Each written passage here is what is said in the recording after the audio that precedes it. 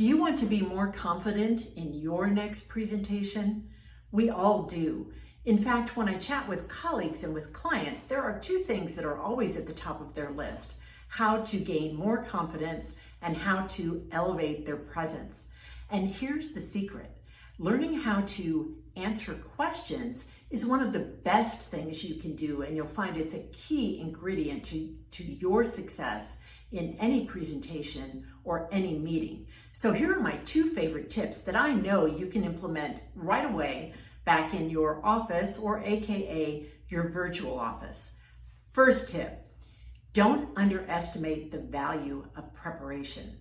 I like to prepare in advance and think about whether you have a plan A, meaning you're likely to know most of the answers to the questions, a plan B, meaning not so much, or a plan C, meaning you have no idea what those answers might be.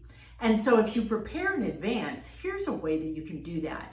I like to get intel from whoever's going to be the participants in the meeting, or if you're talking on a panel or giving a presentation.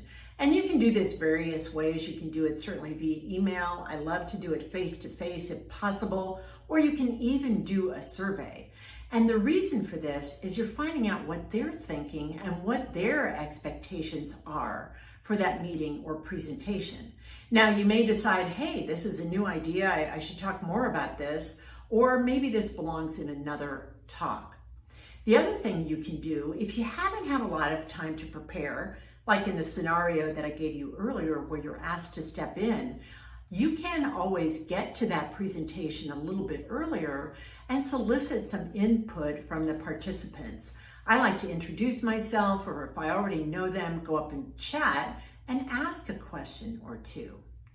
And then the second tip is invite others in. So you can do this in two ways. Say you've been able to chat with some participants in advance and ask them a question. You could also say, hey, Jack or Julie, I might discuss this during the session or the presentation. If I ask you a question, would you be kind enough to respond?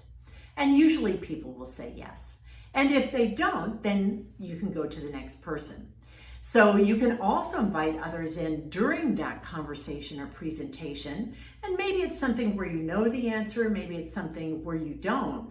And maybe you know others in your audience have that great expertise. So you have to corral your question, but I could say, hey, Julie, I know you have some great experience in this area. Would you share X? And that's also a great way to allow others, say in your meeting or presentation, to have a little bit of a voice if that's by design. So I encourage you to take these tips. And as always, you know, I say that rehearsal is key. So practice, practice, practice. If you'd like more solid tactics on your presentation and communication skills, be sure to sign up for my newsletter at www.leadersucceed.com. And if you'll be at the BOMA Conference 2021 at the beginning of October, I'll be speaking on managing challenging conversations and hope to see you there. Thank you. See you next time.